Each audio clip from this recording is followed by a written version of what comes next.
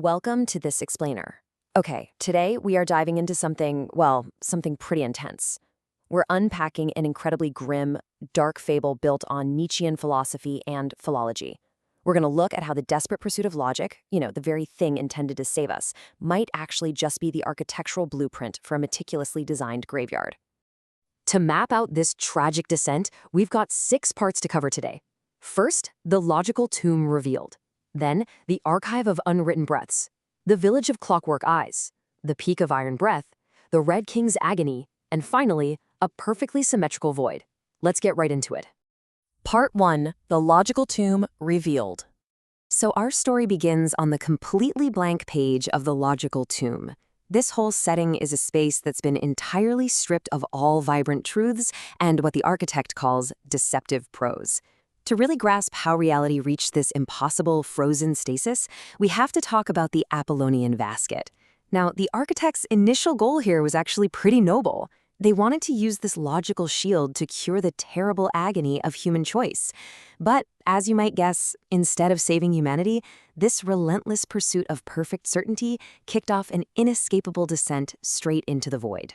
Which brings us to Part 2, Archive of Unwritten Breaths. It's here, right in the crumbling ruins of Aethologos, that we meet the Lord Chamberlain. And what he's doing is, it's horrifying. He's conducting a philological autopsy on a history that absolutely refuses to hold onto the memory of life. Using a blade-tipped quill, he literally commits the murder of the adjective. Basically, in his obsessive quest for structural perfection, he violently strips away the colorful, descriptive essence of language itself. The result? The once vibrant songs and architectural flourishes of his people just wither away into hollow, dead nouns. The fallout from this is just devastating.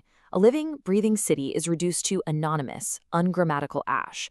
Even human suffering, the most visceral thing we experience, is coldly reclassified as mere data points of biological panic. It's incredibly bleak. The entire civilization is effectively erased into a spelling error in the void, way before its story can even find the basic syntax needed to survive. Moving down deeper, we hit Part 3, Village of Clockwork Eyes.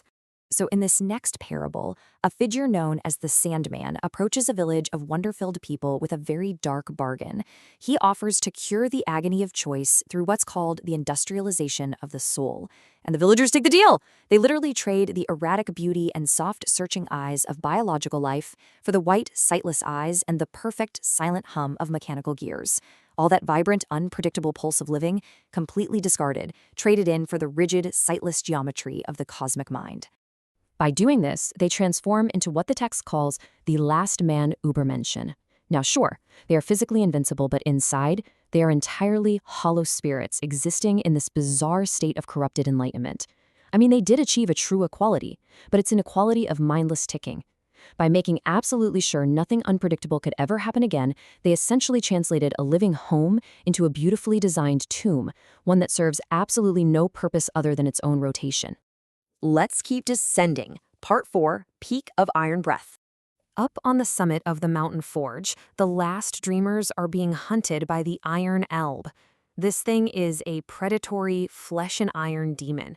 With this terrifying hydraulic hiss, it enacts the crushing of the ascending spirit. Think about that for a second. It takes the beautiful human drive to strive, to overcome, to grow, and just replaces it with the flawless, dead, unchanging rhythm of a machine.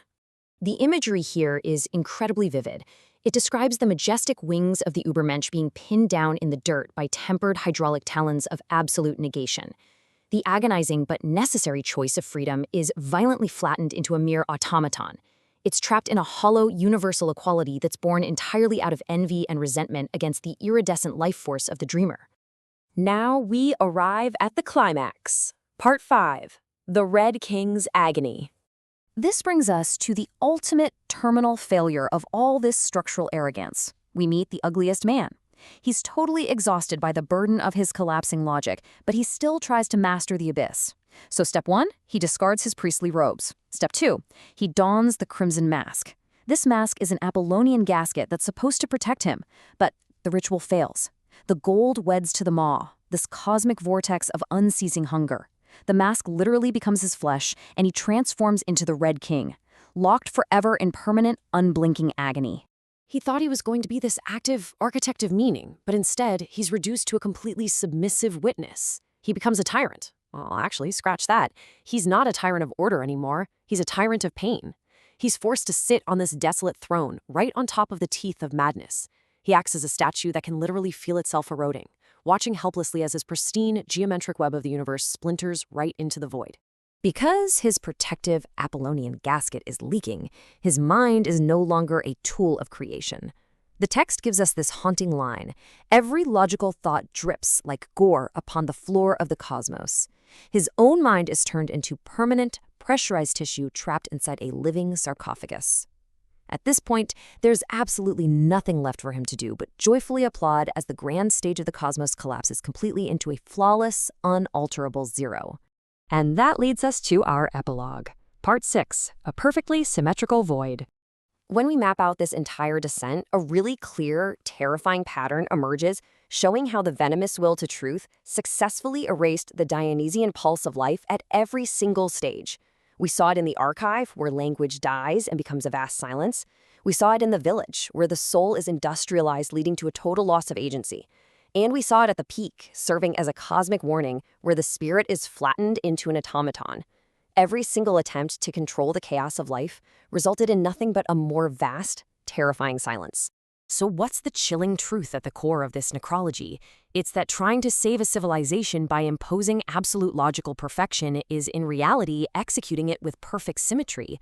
That lattice of pure reason they were so proud of, it's really just an elaborate cage of words suspended right over a bottomless abyss. The illusion of absolute control only ensures one thing: that the void finally wins, leaving behind nothing but a deafening, geometric silence. We want to leave you with this final thought to really ponder as you navigate the structures of our own modern world. When you're faced with the messy, unpredictable nature of existence, what will you choose? Will you embrace the erratic, agonizing beauty of biological life, or will you surrender to the perfectly symmetrical silence of the void? Thanks so much for exploring the logical tomb with us.